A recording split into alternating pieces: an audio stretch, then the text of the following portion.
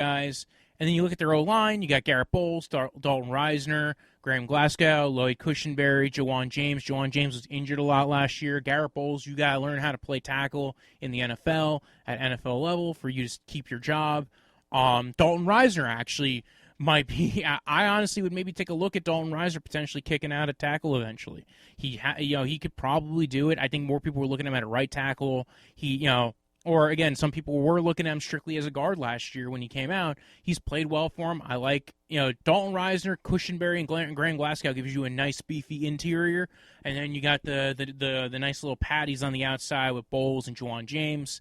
Hopefully, having those guys there makes Bowles better. Maybe Bowles will continue to develop. Jawan James, if he stays healthy, I think they're going to be in a better situation. Mike Munchak is their O-line coach. He's a very well-known, kind of high-level offensive line coach. Everybody knows him. He's been able to take guys who were sixth-round picks and turn them into stars. So maybe they still have a little bit of belief that they could get it out of Garrett Bowles. So defensively, right, they got Mike Purcell at nose, Jarrell Casey, Shelby Harris, Von Miller, Bradley Chubb, DeMarcus Walker's still there. They have Kyle Peter Johnson. And then when you look at the back end, it's A.J. Boye, Justin Simmons, who they franchise tagged. Kareem Jackson's going to be playing in there as well. They got Isaac Yadam, Bryce Callahan, Duke Dawson. So a lot of guys they've drafted in recent years. So you're looking at them to maybe develop and play well. And then you also draft Ojemudia. So hopefully out of the guys that they have in that room, they get some development out of some guys. We all know A.J. Boye is going to probably play well. So that one end's locked up. Callahan, if he comes back and he's healthy, he could probably play pretty well. And then I feel like in that mixture of corners that they, between all the ones that they've drafted over the years, Isaac Yadam and Ojemudia, I think they will figure out how to lock down that other side. So overall, I think this is a great defense. This might be a high-level, very good defense for them. And I think that's going to be the crux of it, right? They can get production out of Drew Lock and confirm that he is the guy who they want for their future. And if they can go ahead and, get this defense to play to what the talent level looks like, they're going to be a scary defense. This is going to be like a few years ago where they made it to the Super Bowl in just the defense. You got to realize they also are coming up to the end of like the years of Von Miller, I think, right? Like Von Miller's getting up there in the years. Even if they want to keep him, he's going to probably want a contract, to be extended a little bit. Bradley Chubb, they probably want to see something out of him this year because next year they have to make the deal on his fifth-year option. And again, this defense, kind of intriguing. A very, very high-end defense. Offensively, we talked about it before. I want to see what Pat Shurmur does with Drew Lock because I've not seen a quarterback of Drew Lock's profile with Pat Shurmur. It seems like that was kind of an interesting thing because Drew Lock was in the draft last year and Pat Shurmur was coach of the Giants, and there were rumors last year that Pat Shurmur really liked Drew Lock, and then they took Daniel Jones, who not the strongest arm in the book. So I kind of want to see what this profile does with Pat Shurmur at the helm and how Pat Shurmur utilizes these guys. Because, again, and by the way, whoever's playing slot receiver, KJ Hamler, if you're playing the slot, you're going to get a lot of production in this offense. So, and Jerry Jeudy as well. I think this is going to be maybe one of the more productive receiving cores, provided if Drew Lock plays very well. Again, this is kind of like the Josh Allen thing. They surround him with weapons. The only difference is a couple of these guys are drafted, right? These are all kind of rookie deal guys. So a lot of cheap contracts. That's good. But you're hoping that they are productive right away, and that's expecting a lot from a lot of rookies, especially with the COVID offseason, if you will. So if you want, you can follow the podcast at DraftVice on Twitter, at DraftVice_football on Instagram. You can follow me at BROJO. Death is in the end of life. Punch like a delicious drink that you drink in the summer. And again, like, follow, subscribe, rate, and review. I'm going to do a shout-out episode this week for all the people who've commented. We've had a lot of good comments. We've had, and I appreciate that. We had one on the 49ers video. We had one on the Titans video. I like that you guys have been doing that. And I'm going to go ahead and I'm going to screenshot those, going to put them up in the episode, and I'm going to do a call-out episode, all right? That's going to be Friday's show. I wasn't expecting to do that. It might not, and then we'll go ahead and I'll appreciate the fact that you guys have been paying attention, watching, and then it'll be next week by the time this is all over. So it was great. It was a great draft. It was a great year. And now we get to look forward to 2020 and COVID's off season, and then 2021 draft eventually, but not right now. We're going to talk about fantasy soon, right? I'm going to talk about next week. We're going to talk about the rookies and all the beautiful players that and then how I think some of this is all going to fall out. I want to talk a little bit. Maybe by that time we'll talk a little bit about Jamal Adams. Actually, that might also be this week. We'll see. Anyway, have a good week. Have a good night. Good night, good night, good night. Or good day, because it's probably still day. You might be listening to this during the day. When I woke up this morning, I was feeling pretty dangerous about the past and about the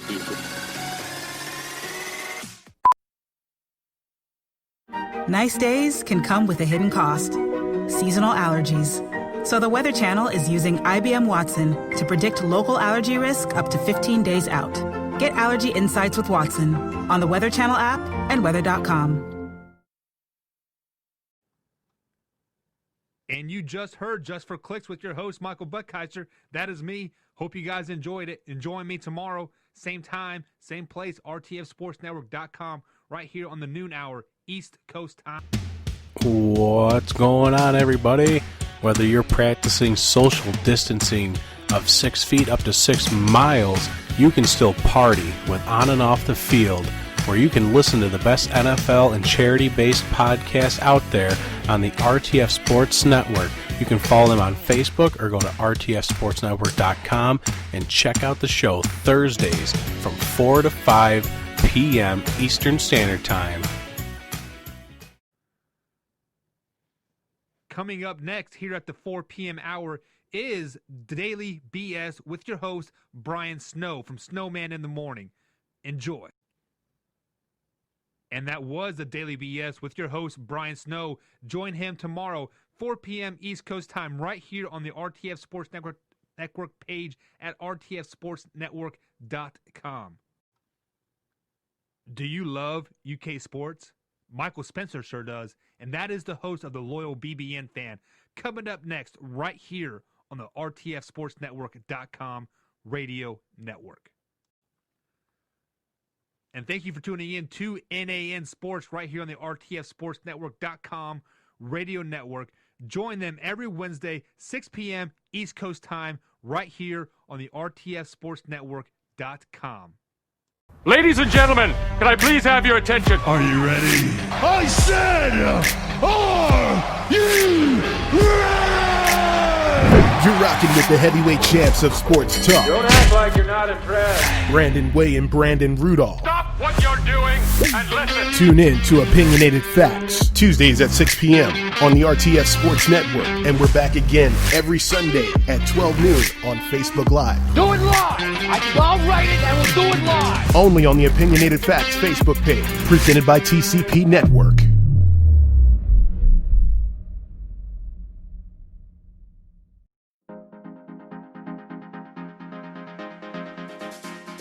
For the latest information, news, and analysis of the Los Angeles Lakers and the NBA, check out the Lakers Fast Break podcast every Tuesday night at 9, right here at rtfsportsnetwork.com.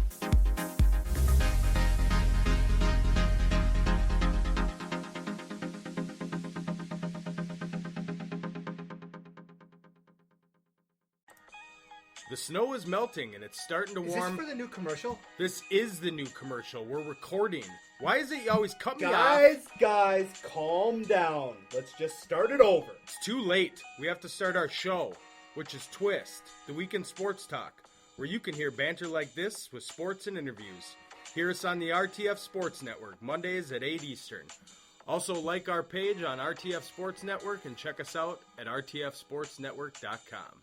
Ladies and gentlemen, can I please have your attention? Are you ready? I said, are you ready? You're rocking with the heavyweight champs of sports talk. Don't act like you're not impressed. Brandon Way and Brandon Rudolph. Stop what you're doing and listen. Tune in to Opinionated Facts, Tuesdays at 6 p.m.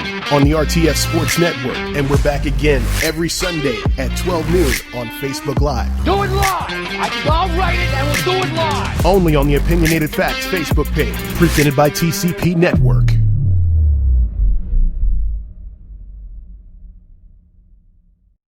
What's up, y'all? You know who it is. It's your boy Dylan from On and Off the Field with Durf and Dylan. So I'm just coming to let you know, on the RTF Sports Network, this show will now be live from 7:30 to 8:30 p.m. Eastern Standard Time on Thursdays. If you go to rtfsportsnetwork.com, you can listen to the show live from there and on our social media platforms on Facebook and Instagram. It's going to be an amazing show that is all about the fans. Also, when you go to rtfsportsnetwork.com, make sure to vote for On and Off the Field as the show of the month for April. If we win that, money is going to charity. You can count on that.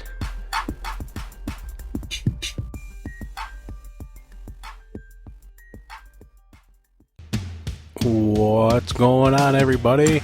Whether you're practicing social distancing of 6 feet up to 6 miles, you can still party with On and Off the Field, where you can listen to the best NFL and charity-based podcasts out there on the RTF Sports Network. You can follow them on Facebook or go to rtfsportsnetwork.com and check out the show Thursdays from 4 to 5 p.m. Eastern Standard Time.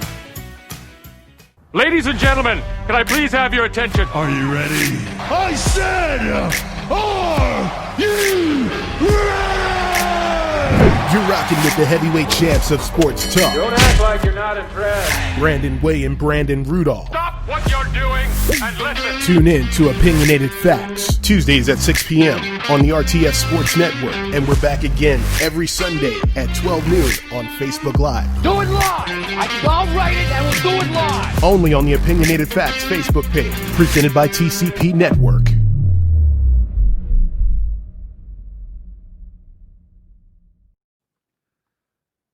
And thank you for tuning in to NAN Sports right here on the RTFSportsNetwork.com radio network. Join them every Wednesday, 6 p.m. East Coast time, right here on the RTFSportsNetwork.com. Ladies and gentlemen, can I please have your attention? Are you ready? I said, are you ready? You're rocking with the heavyweight champs of sports talk. Don't act like you're not impressed. Brandon Way and Brandon Rudolph. Stop what you're doing and listen. Tune in to Opinionated Facts, Tuesdays at 6 p.m. on the RTF Sports Network. And we're back again every Sunday at 12 noon on Facebook Live. Do it live. I'll write it and we'll do it live. Only on the Opinionated Facts Facebook page, presented by TCP Network.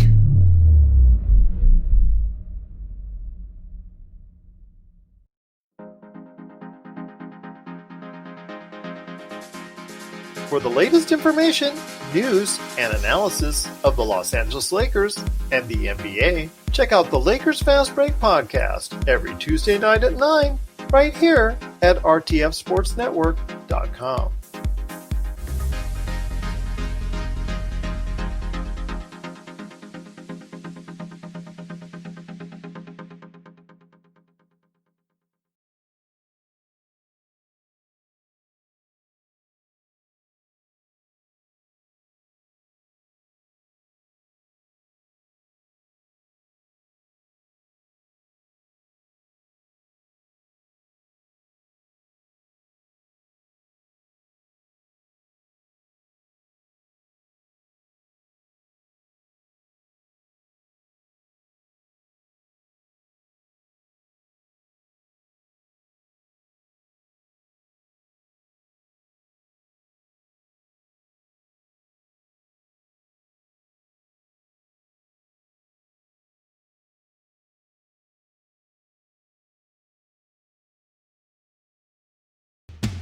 What's going on, everybody?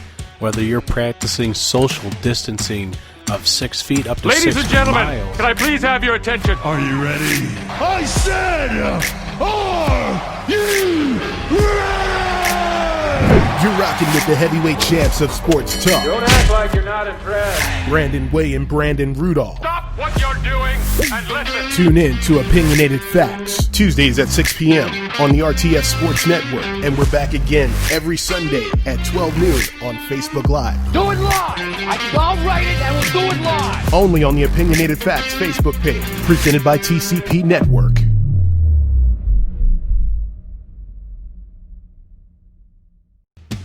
What's going on, everybody? Whether you're practicing social distancing of 6 feet up to 6 miles, you can still party with On and Off the Field, where you can listen to the best NFL and charity-based podcasts out there on the RTF Sports Network. You can follow them on Facebook or go to rtfsportsnetwork.com and check out the show Thursdays from 4 to 5 p.m. Eastern Standard Time. Coming up next here on the RTF Sports Network.com radio network is Lakers Fast Break. Full hour talk of NBA Los Angeles Lakers talk. Enjoy. In times of need, this is what most insurance sounds like. Thank you for holding. What's your policy number? But when you have coverage from AAA, you've got insurance with 3 A's. And that sounds like this. Thank you for calling AAA. Is everyone okay? So does your insurance sound like insurance? Or does it sound like insurance with AAA, a brand that's been helping members for over 100 years? Visit AAA.com/insurance for a free quote on auto and home coverage. Hey, it's Gerald from Lakers Fast Break. Anchor is the easiest way to make your next podcast. It's absolutely free, and their creation tools will allow you to record and edit your show right from your phone or your home computer. Anchor will then distribute your podcast for you so it can be heard on great podcast outlets like Spotify, Apple Podcasts, Radio Public, Google Podcasts, and many more. You can even make money from your podcast with no minimum listenership. It's everything you need to make a podcast all in one place. So download the free Anchor app today or go to anchor.fm to get started on your next podcast.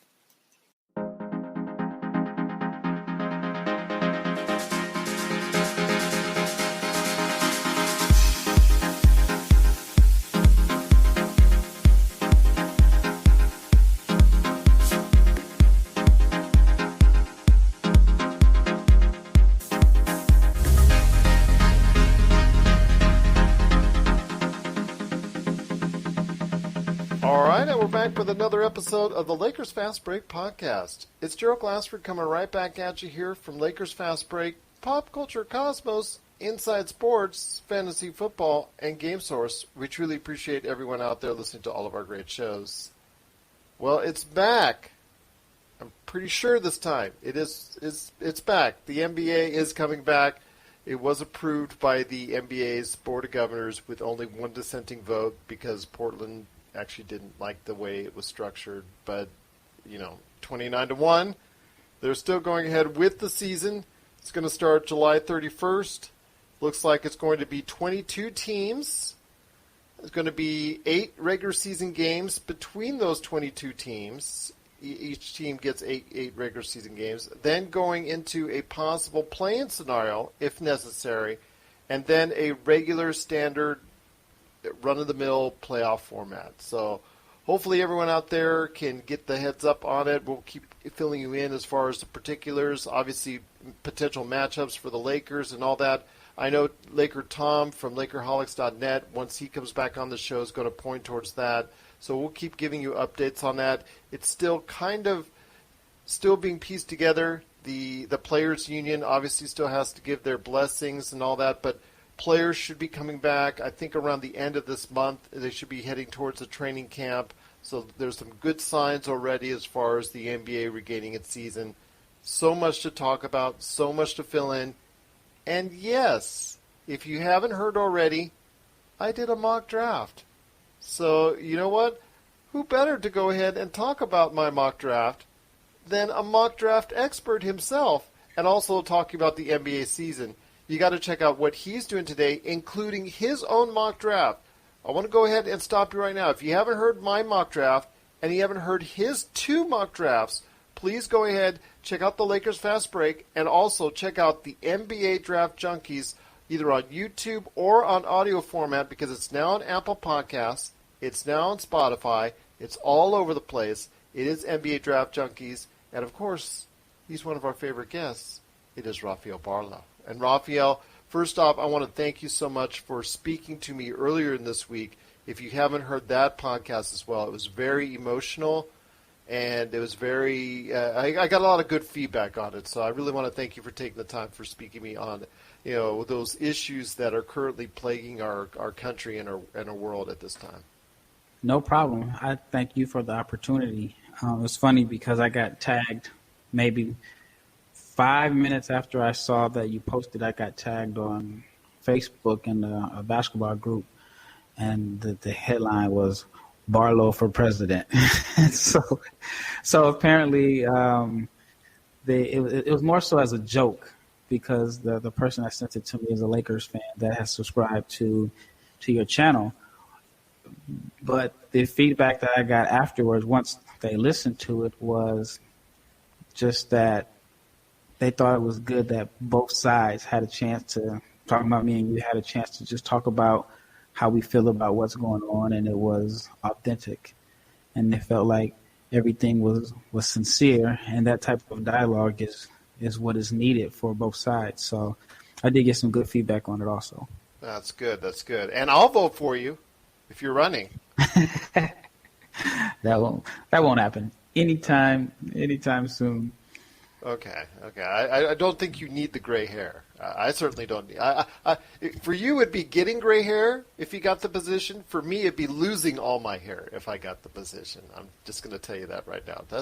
That's a job I'm not sure I want, but you know what? I think I'll just stop it right there because it can go in so many different directions as far as politically, and obviously a lot of people have had a great deal to say about that and about what's going on in the world these past few days. So hopefully you get a chance to check that out. Plus my conversation with Laker Tom as well, where I was also sharing some sincere thoughts as well. And he was, as someone who is also someone who understands discrimination of types and also is experienced from both sides of the realm as far as being a business owner and also as well for being someone who has been discriminated against himself. So there's some great conversations, and I hope you get a chance to listen to them. Plus my mock draft, I hope you get a chance to listen to it as well.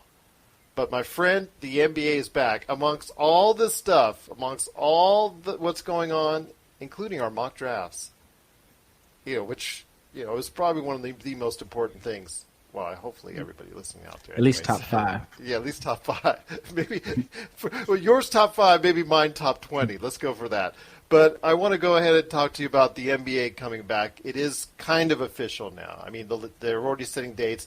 You've already been notified already of the lottery in August, mid-August, August 15th, and then the draft itself on in October 15th, I believe. Is that correct? Yeah, or thereabouts. Thereabouts. Okay. Yeah, I want to say the last day for the season was the 12th.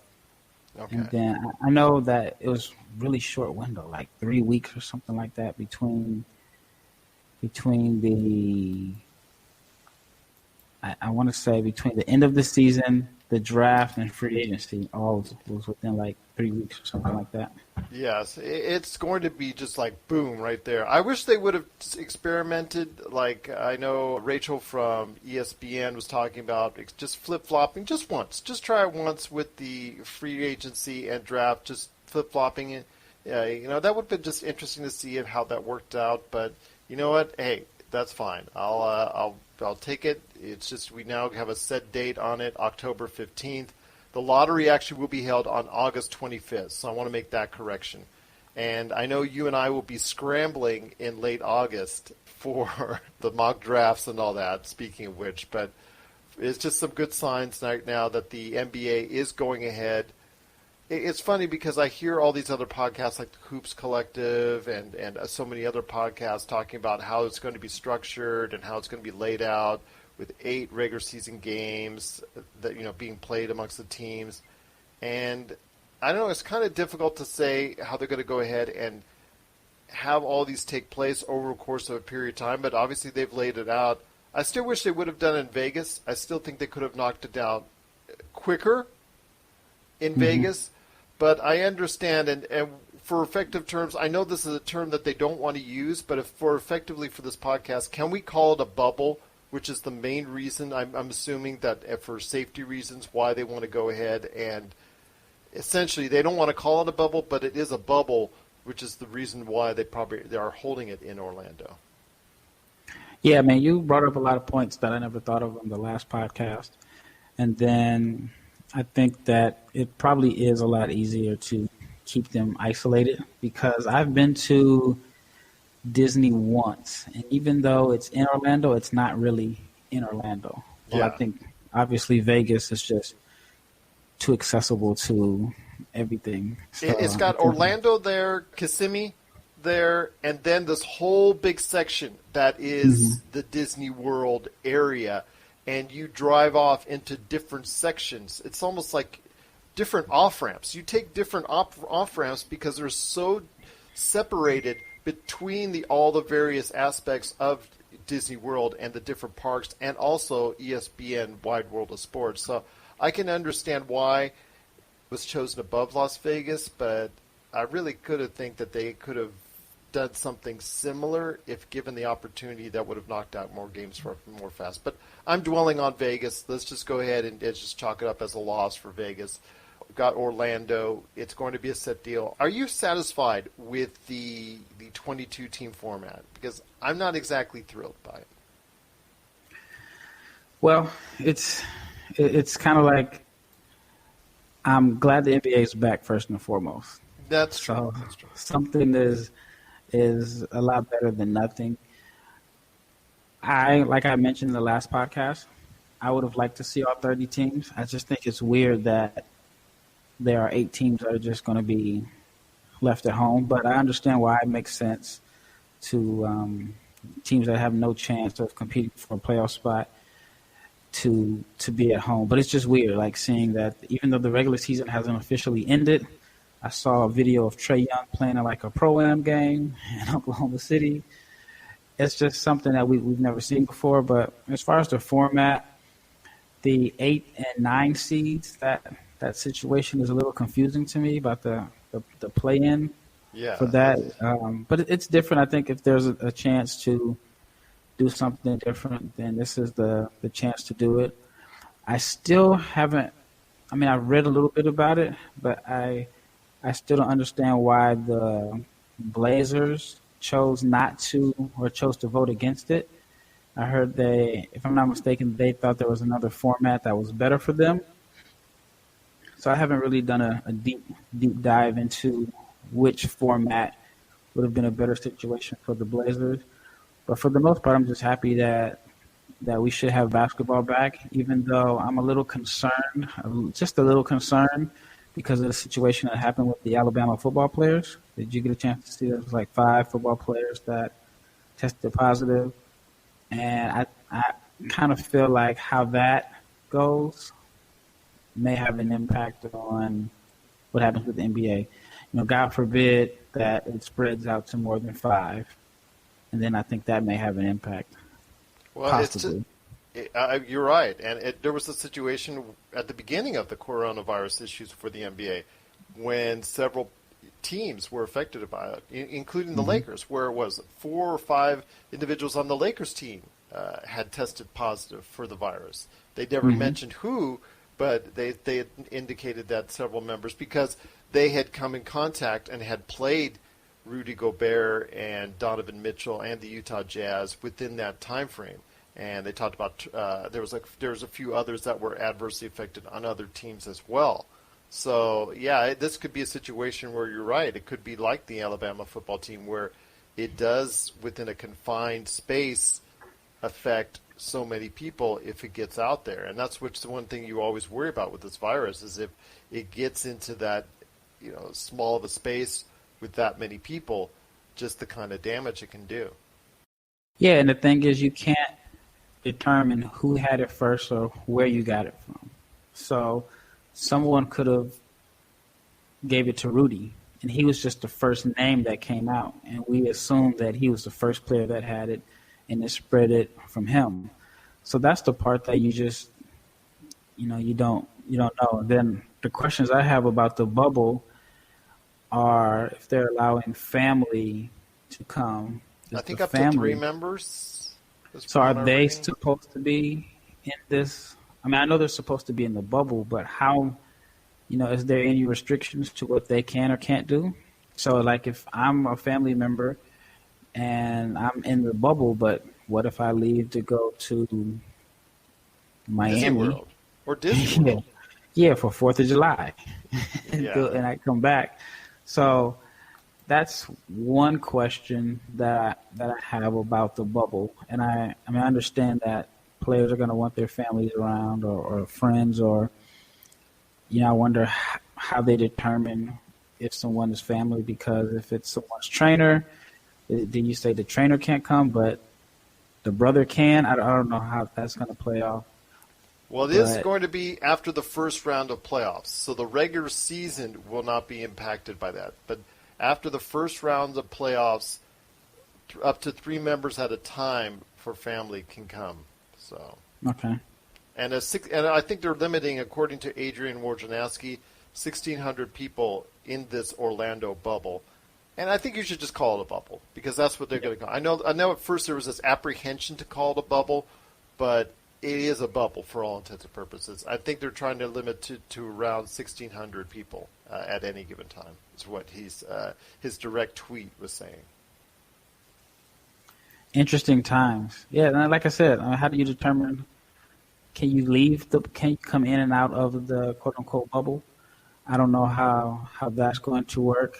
I do think that because hotels don't have a lot of entrances, it will be pretty obvious to the league or to whoever which players left the bubble. So, I mean, I feel like the superstars, I was telling a friend, the superstars are kind of used to living in the bubble. Like LeBron James just can't go out anyway on his own because he's going to be mobbed by fans. So he's used to, like, not being able to have the freedom to just move as he pleases because of his popularity. While, some players that may not be as popular are used to being able to go out, grab something to eat, and just kind of move around freely. But that's why he was riding a bike this past weekend, so he could ride by everybody. But even then, when he rides, he still has so many people with him. Yeah, that's true. I mean, the chances of seeing LeBron just going out by himself to go grab a burger is like slim to none. Yeah. So yeah, he had AD with him, and then J.R. Smith, and I was told by Laker Tom, Rich Paul was there in that group as well. Yeah, so then catch up. Hey, wait about me. And then I forgot the guy's name. Ernie, is that his name? One of the guys that's part of what was the original group, the Four Horsemen or whatever. Can't think of his name right now. But he's always with LeBron. I saw him in the photo also. Mm-hmm. It's so funny. Just always leading the pack. LeBron was always leading the pack. J.R. Smith, what a weekend he had. But we won't go into there. That's another thing Did you know, I think May 31st is officially J.R. Smith Day in the sports world? It must be. It must be. Because they're saying it's the same exact day he had the game where he didn't shoot the ball. Yeah, and the clock. Yeah, the same exact day. So I saw the post on social media saying May 31st is officially J.R. Smith Day. That's funny. Poor J.R. Smith. He just cannot catch a break. But I want to see him back in the league, though. I do want to see him play again. Well, maybe he will be picked up if they expand rosters, and that's something I think they probably have to finalize as far as the rosters are concerned, whether or not he would be a fit for anywhere at his age, at a 34, 35. We'll have to wait and see. Maybe he can give you one good playoff run as far as 10 to 15 minutes a game during that time period. Maybe he can. I don't know how well he auditioned for the Lakers. Obviously, he auditioned so well that they went ahead and got Deion Waiters instead. So I don't know at what point J.R. Smith, if he's still good. Plus, would the optics of what happened on J.R. Smith Day, as we will now call it, as I was talking about with Laker Tom, the optics of what happened then if Adam Silver would pull it. But he wasn't charged with anything. It was his property, and I'll tell you what, if he gets back in the league, that would be great, as long as you're not having him there making the decision with just a few seconds left. Yeah, I mean, the good thing for him in that situation is that, at least to our knowledge, he explained what happened as opposed to just the video coming out and we just saw, like, it looked like he was fighting a protest or something like that. So him explaining what happened from his point of view, I think, helps the optics a little bit. But if you ever want to see the LeBron look of death, roll that tape. We're signaling the ref for a quick timeout, but we'll be back with more of the Lakers Fast Break podcast. Check out what's been going on with the Pop Culture Cosmos Show and the PCC Multiverse. I see the potential for basically like another Netflix kind of paradigm shift where here comes this other major player. They have a ton of resources. Apple could change the way that entertainment is consumed. They say it's the only time this year that you'll have stars from each brand battling each other, and we know it's not going to be the case, but they like to say that, and more power to them, I guess. Well, it's a big first step, bringing all those superheroes together. There were definitely some parts of the movie that I really enjoyed, and then there were some parts that I thought just kind of fell short of expectation. Part of it has to be something to do with how it's being promoted, and this is a thing where audiences do not agree with critics. That's the Pop Culture Cosmos Show. And the PCC Multiverse, every week on Apple Podcasts. And over a dozen of your favorite streaming and podcasting options. But I want to talk to you about the actual teams itself. I mean, it is 22 teams. It's basically 8 games, like I said, 8 regular season games. And you have to be within, I guess, 6 games, which is why Washington and Phoenix were added into the mix as far as that's concerned. And if, let's say, Washington, because I don't think Phoenix, either 6 games back, and they would have to hop over 4 teams, I think, to get into the playoffs. And so let's just say, for all intents and purposes, that they're not going to do it. But for Washington's sake, they're about 5.5 games back, and with 8 to play. And let's say they get to a point where they're within 2 games. And this goes for whether it's Portland, whether it's Sacramento, New Orleans, or if anybody's within 2 games of the 8th place slot, then I guess they go to a 2-game playoff. Even if they finish with the 8-game regular season series, they go to a 2-game playoff.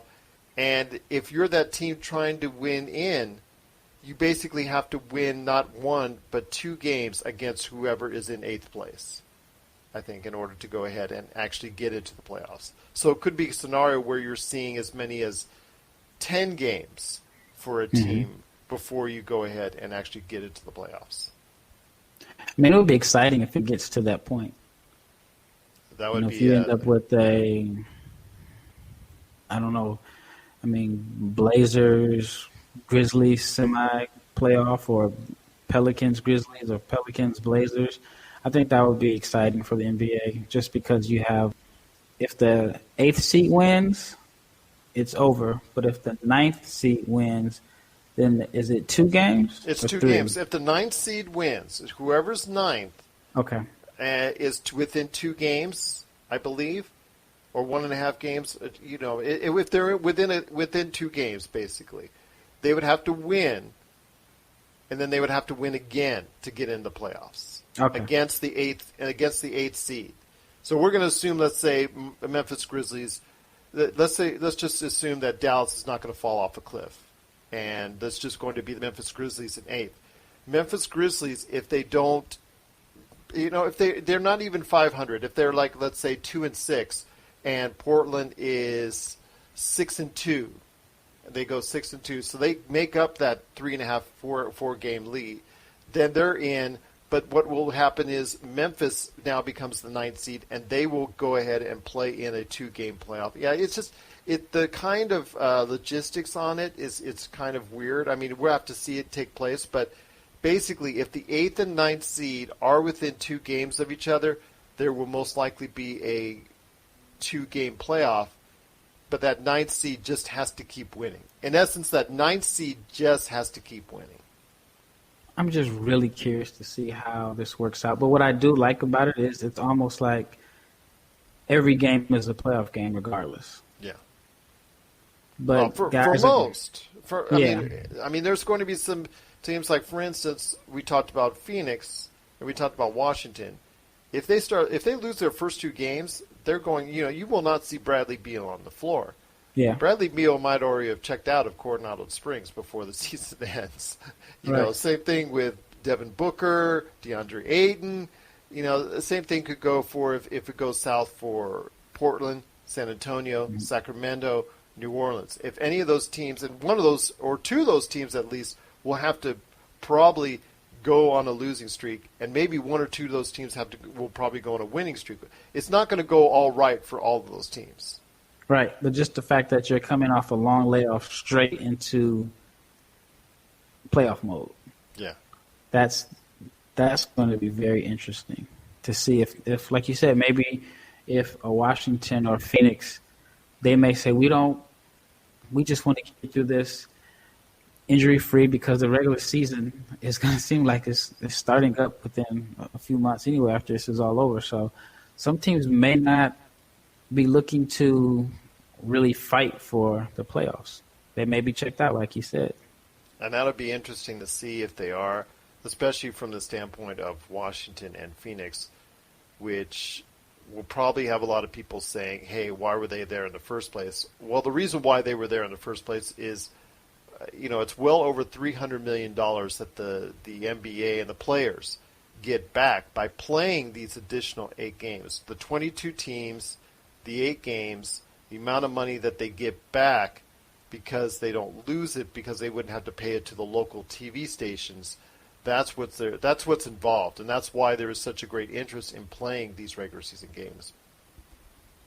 Right, so that's why I wondered for Washington, I guess the way to determine if they plan to compete or not is what they do at John Wall. Yeah. If he plays, then all signs point towards that they're going to try to make a push. If they decide not to play him, then they'll probably just say, in my opinion, that means we're looking long-term for the future. We know he hasn't played in a calendar year. There's no need for us to try to throw him out there in basically playoff mode right away. So we'll just play these games, make sure the league gets their money, and we'll start planning for next year. And that also bodes well if Kevin Durant comes back. I don't know if Kyrie... I read that he's not. I just read that today. He's not? Okay. Well, we'll see what happens, my friend. It's going to be very interesting how this is going to be playing out, and I know you and I will be talking more about it in the weeks to come as far as this very different proposal than what anybody was thinking about. It wasn't the group play. It wasn't the 1 versus 16. It wasn't any of the parameters that we saw was coming, which we should have expected, because when we seem to all think one way, Adam Silver quite often thinks the other. I personally would have liked to see the 1 through 16. Now that you mentioned, if there were one change that I would have liked, I would have liked to see 1 through 16. Even if it's, yeah. I mean, I think we've heard the rumors that that's something that they may want to look into in the future, but this would have been the year to actually try it. I agree with you on that. If you really want to see if it sticks, let's go ahead and give it a try now. I mean, no one's going to have the home court advantage, not even Orlando. And it's just something that I think you should have tried. All these little things that you was talked about, like I was talking about earlier about free agency and the draft, flipping that. All these, the 1 through 16. I'm not in love with the group play format as done, as you see overseas in the soccer realm. I'm thinking that's probably better for that, or when it comes to the Olympics, I can get that. I'm not sure if you really would have been able to institute it now effectively. Kind of not exactly in love with that concept, doing that and throwing that for the last part of the season. If you would have set it up sooner, maybe I would have been more receptive of it, or if it would have been the plan all along. But there are different scenarios you can try now. The 1 to 16, you try that now. Try these things now in such a crazy season. What do you got to lose? Yeah, I mean, I think The 1 through 16 would have been good, but I don't know if it would have got a 29-1 vote if they did 1 through 16 this year. No, I don't think it would have. Yeah, so I think they probably just wanted to find the easiest one to get it passed and just kind of get things moving. I hear you, my friend. And I'm glad that it is moving, and I'm glad it's moving in the right direction. And after all the quarantine's done, because there's still quarantine laws in place in Florida, and you get people from overseas, you get people in from Canada, et cetera, et cetera, et cetera. I mean, we will have training camps come along right around either the end of the month for some, and for others it's going to be right around the beginning of the month. But most of these players should have around, 24 to 28 days worth of training camp before they go ahead into the rest of the season on the 31st? Yeah, and I want to know how many players overseas are they back in the States or are they still over there? I know today I saw Kristaps Porzingis post an Instagram video, and he was shooting, and I've been in enough gyms across the world to know that the gym that he was in was definitely in Europe. So he looks like he's still over there. I noticed that on his IG stories when he was posting throughout this, he would always post a video, but you can never see where he's at. He was always in the car. It was always like a really tight, close shot. So I believe that he is – I don't know exactly where he's at because I think he lives in Madrid when he's actually over in Europe during the summer. I don't think he lives at home in Latvia. But I think he's over there. Then I did read that Luka Doncic, he flew privately to Slovenia. And so, but yeah, a lot of the international players, when they're posting their IG stories on social media, it seems like they've been pretty creative in hiding where they're at. So, but we'll see how that all works out, because I think if you come back to the States, you still may have to do a quarantine, right? So I don't think. Yeah. So if he's going to play, then I imagine that he would need to get back soon, get his 15 days out the way by at least, that would give him to at least maybe June 20th or, a few days before training camp is supposed to start. And then are some teams going to do their training camp in their home city? Because I read the Spurs haven't even opened their gym yet. Yeah, and I heard that that's the well. They're going to start working out at a certain point at their own practice facility. And you're right, San Antonio has not even opened theirs yet, which is of great concern, I'm sure, for the league. And then they would go ahead and fly to Orlando for, a 2-3 week period of time just to make sure because Florida has its own quarantine issues. And you got to go ahead with a 14-day quarantine. So you at least have to spend 14 days in quarantine, i.e. probably a practice or training camp session, before you're even able to go ahead onto the court for regular season. So, yeah, we're going to have to see at least a little bit of period of time how this goes. But I think you're right. They are first going to get together and start working out together at their own practice facilities before they head to Orlando.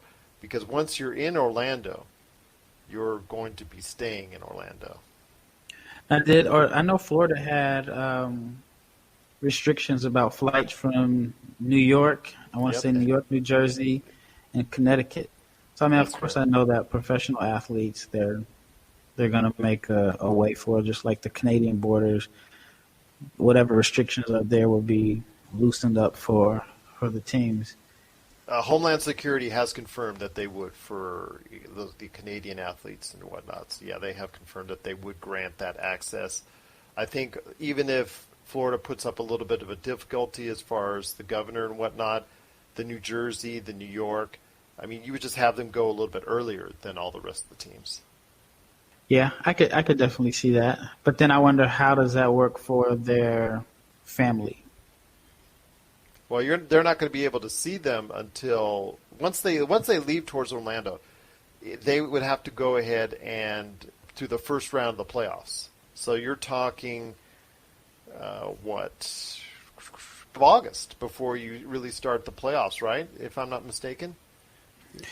You think it'd take a month to 3 weeks to finish 8 games? Well, if that's the case, you're right. Probably about 12 to 16 days, because if they do a lot of back-to-backs. So if that's the case, you could probably see it around maybe the 15th to 20th. I talked to a friend of mine that's playing in China, and their season is supposed to start on June 20th. He told me they have 9 games in 15 days to finish their regular season. And I think they're going to do it over 2 cities, he mentioned. So I don't know if there'll be travel within those cities or just the two different, they'll just have 2 cities and those teams stay within those 2 cities. I'm not for sure how that's going to work out. But he didn't seem too excited about playing 9 games in 15 days. I wouldn't. I think he'll probably be pretty tired after that. But yeah, it looks like it's going to be like around the 16th, looking like it. It's going to be a short period of time. I agree with you. It's going to be probably within play 8 games. You're probably going to play 8 games within a 12 to 15 day span. So you're probably looking at right around the 17th to 20th. But you also got to remember the 2 if there's playing games. So I'm probably going to say it's right around the 20th of August that they're going to go ahead and start playing. I'm looking forward to it. It just seems like it's so far away. I mean, it does. We're still first week of June, but I'm glad that they gave the players at least 60 days between the time that the gyms opened up to them playing their first game. So that's helpful. I'm glad they didn't rush them.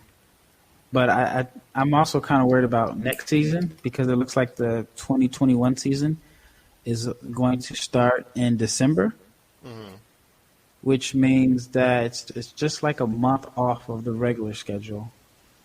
Yeah, because the league starts usually around October 31st. So it's like they're just a month off.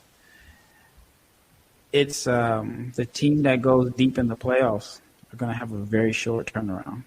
Yeah. That's an issue I know that's going to be rearing its ugly head, come November when these teams have to start thinking about going back into training camp for next season. So whoever it is that reaches the finals, those 2 teams are really going to be tired because they're going to have really that small of a turnaround coming from what the finals will be, and then when the next season starts coming up very shortly after that. In fact, they're talking about as early as December 1st. I think they should push it back to Christmas. I think that Christmas would be the best. That to me, that's the best starting date that they could have in the month of December.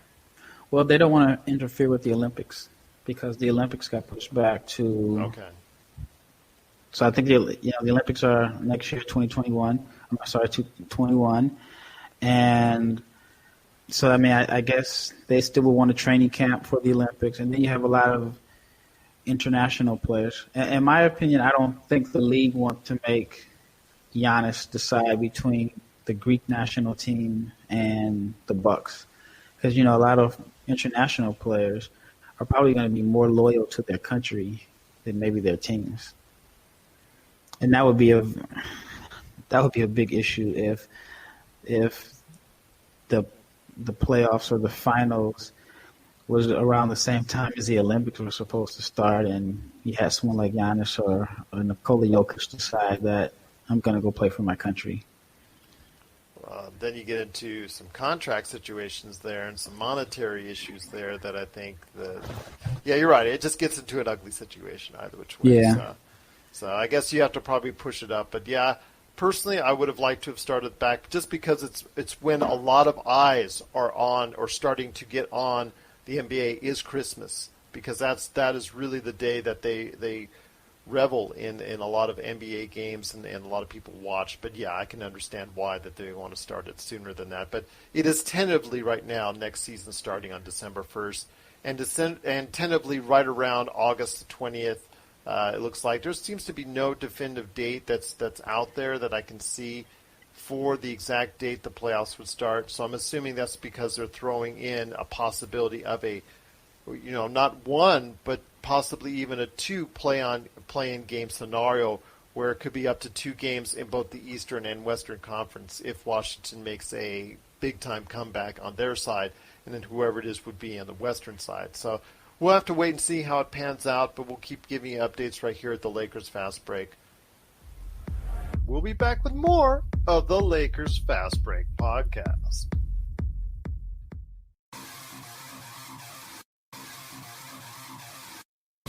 Needing an edge for your fantasy football team? Listen to the guys at Inside Sports Fantasy Football for insight that will help you reach your league championship. That's Inside Sports Fantasy Football. Check it out today on your favorite podcast outlet. All right, my friend. I'm not going to avoid it anymore.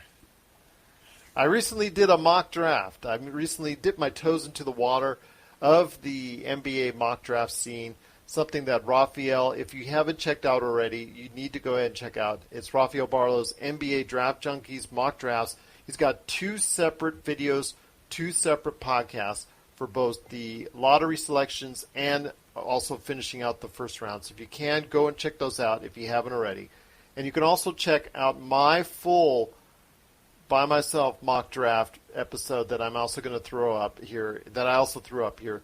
So I want to ask you, you've checked my list. You've read it on the popculturecosmos.com page that I put it up the other day, and you've read it, you've checked it out, and I've actually checked out a lot of what you've reported on and what you've talked about with your mock drafts. So you've seen both our mock drafts now. Okay. Mm-hmm. I'm avoiding it no more. What do you think? Well, I think that you should definitely give yourself a lot more credit because you're a draft junkie. I mean, anyone that takes the time to watch film and put together a mock draft of 30 players, in my opinion, is someone that is a draft junkie. Someone that, I mean, it's not easy, you know? So, one, I think you should give yourself a lot more credit. And your mock draft was really good. And at this point, it's all, everybody's opinion. So nobody's really right or wrong. I noticed that we had a few players that we had different opinions on, which is cool. But that's what makes this whole mock draft and that makes this conversation so interesting. It's so fun to have simply because everyone has a different opinion on players, especially this draft. I don't think anybody can be wrong because one mock draft may have a guy number 1, and I could easily see that guy being as low as 8 on that draft, on another person's draft board. And then, in my opinion, between picks maybe 12 through 30, you can almost say they're interchangeable. Well, I'll tell you what, I've been watching film and footage even before I reached out to you a couple months back. I mean, I've been looking at film now for going on 4 months. Not as much as you, my friend, but we're still talking about, I don't know, I'd probably say 60 hours, 50, 60 hours of my time over the past few months looking at it. So I've tried to put my heart into it. I tried to make it, as serious as I could, try to put my points and conjectures in it. To give you an idea, I had up until 3 days ago, before I put this out, I had LaMelo Ball as my number 1 choice. But I'm just seeing back again. I checked, and I would look at another hour and another hour of James Wiseman, and I looked at another hour and another hour of LaMelo Ball, and I just seeing the fit right now for whoever's at top, and right now it would be Golden State. I have to go ahead and say it's James Wiseman, but it's that close for me, man. And I've told you before, I thought LaMelo Ball was going to be the number 1 pick for Golden State. I thought he was a good fit enough, being able to go ahead and take the pressure off of Klay Thompson and Steph Curry and just go ahead and say, you go ahead and shoot. I'll pass to you. But in the long run, seeing that hole that could be filled by such a talented center, in the end, was too good to pass up. But it's not. Yeah. It's not firm. It's on shaky ground, my friend. It's on shaky ground. Yeah, I mean, I even think with Golden State, with the number 1 pick, if there's a team that's really, really interested in LaMelo or whoever, Golden State has the luxury of making a trade and still getting a lottery pick. So you could even, well, this is my opinion. I think the player that fits Golden State's system the best right now is Tyrese Halliburton, because he can fill the Sean Livingston role off the bench early, but he's a much better long-range shooter than Sean Livingston. He gives them another ball handler. He gives them a very good passer, which, they, at one point, I don't know if the last year they won a championship, but I know Golden State's offense was predicated off ball movement and shooting. And I think Melo likes to dominate the ball a little bit too much for their system. And he's always had the ball in his hands, while Halliburton, in my opinion, can play with the ball, can play off the ball. I think he's a better defender than Melo right now. And so I think, like, if I'm Golden State, I may take advantage of a team that wants Melo. Say, well, hey, give me one of your young players, and we'll exchange your young players, and we'll swap picks, and then they can get someone who fits their system the best short term. Well, I'll tell you what, that was really hard for me. It's that number one, because you're right. This is a draft where there is not a definitive number one, and there's not a definitive player that fits anywhere on this draft. This was probably the hardest one, because I've done mock drafts before and drawn it up, and this one really was hard to put the pieces that fit best for these teams, because all these players have severe gaps in their game at one area or another, and it just was really hard for me. I know it must have been even harder for you, because you do this so much better than I do, and you're looking at it, and it was just really hard for a lot of these pieces to fit. With these teams. Early in the draft, it was tough, because, and we had mentioned in a past episode, for the most part, every team has a point guard. Either have a young point guard that is their franchise player, or someone on a max contract, or they just drafted one. It just seems like every team has one of the three. But I felt like if there were a couple picks that I thought were easy to select or make picks for, it would be Detroit at 5, which a point guard or a center. So I think if one of the point guards is going to be available, whether it's Killian Hayes or LaMelo or Halliburton, I think that would be easy for them. If not, then they could probably look at Okongwu. And I think for Charlotte, if Okongwu's available, you take him right away. But if he's not available, then I don't know, what pick fits Charlotte. It's almost like you have to hope that either him or Wiseman are available. And that's the thing. We're just not sure exactly how this is going to lay out, because there are no definitive, okay, this person's definitely going to go here. This person's definitely going to go there. This person's definitely going to go there. And it even gets, like all drafts, it even gets more vague at the end of it. I mean, at the end, it was really hard to match these players with a team that's a good fit for them, and vice versa, because these players would not be. I'm going to be. Am I? Forgive me if I'm wrong on this, but my assessment this year is that a lot of these players at the end of the first round would be at the end of, or middle to the end of second round in almost any other draft that would be occurring. Yeah, I mean, like I mentioned, somebody that you may have at 15 could easily be 30 on someone else's board. So I had a chance to look at yours, and I don't know if I'm spilling the beans here, but Tyrese Maxey was your guy in your mock draft. That your opinion on Maxey, which, I mean, people's opinion on him is all over the place.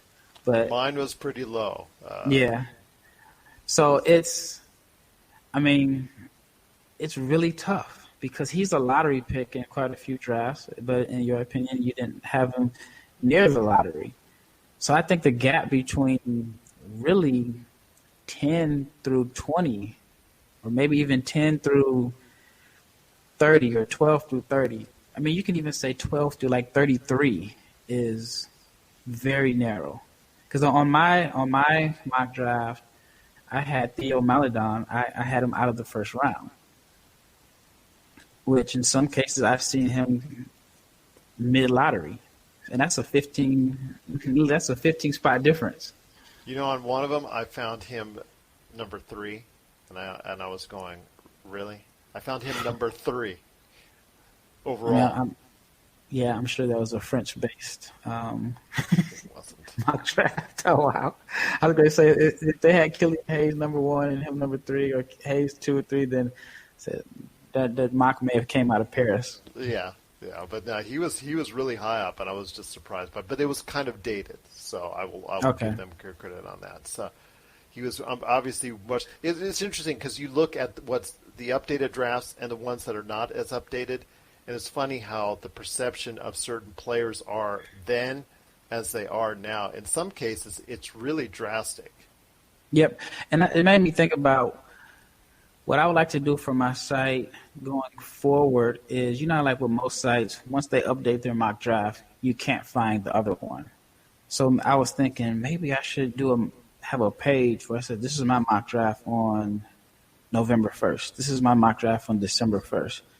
And go all the way down and just to see how much everything changes. Because I know when they had like every year they do the way too early mock drafts, and it's like from 15 months away.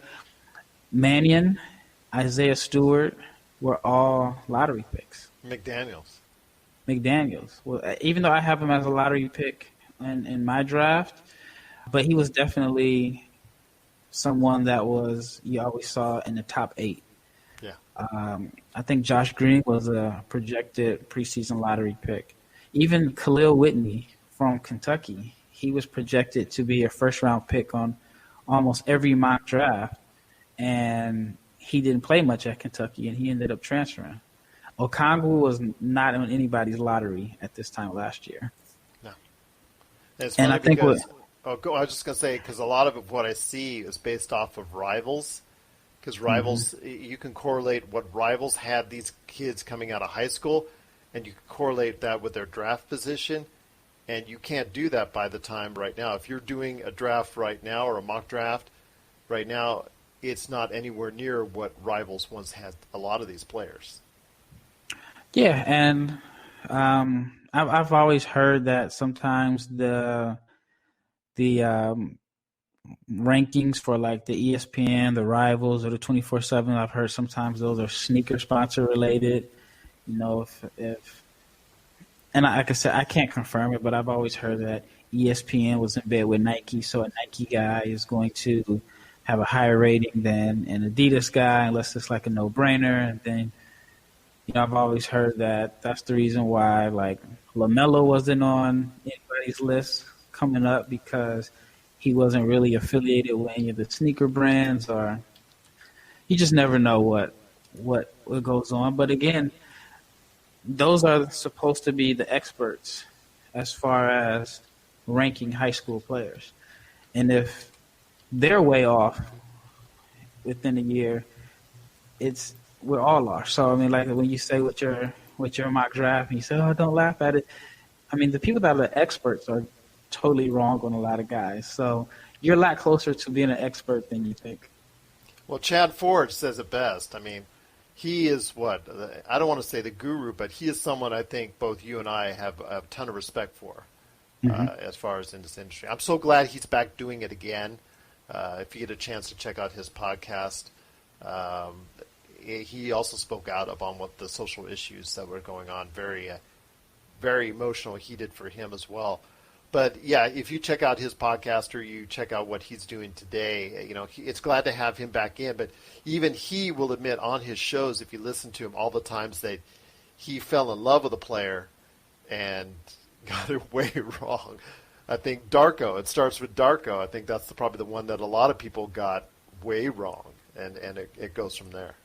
Yeah, because you can never determine how a guy is going to perform once he gets paid. Because I think talent-wise, most the guys who make it and the guys who don't make it, I don't always think talent is the issue. I'm actually reading a book now. I think it's called From Boys to Men. I don't know why the title slips my mind, but it's talking about the high school to pros, that whole era, and it starts from Bill Willoughby to Moses Malone to Kevin Garnett and Kobe Bryant.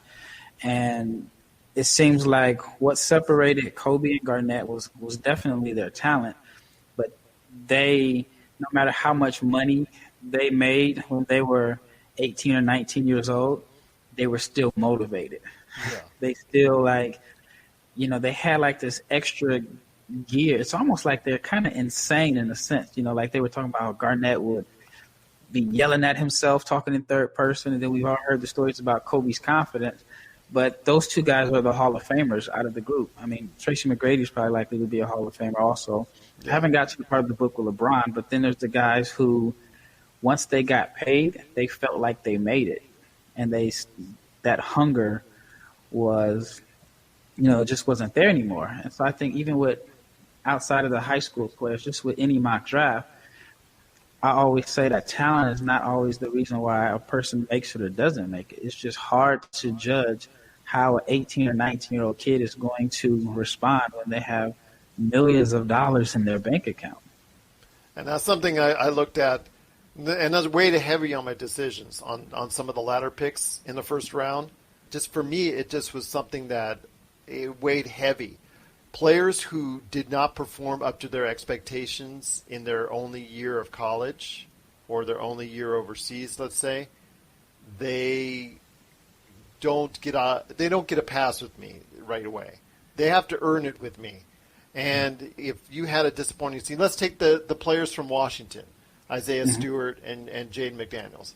You cannot tell me that they you cannot tell me that they didn't underperform in their time at Washington, because the team with that kind of talent, 2 players in the top 10, and not only was the team horrible, but their performances were very understated, and I think their draft stock has suffered from it.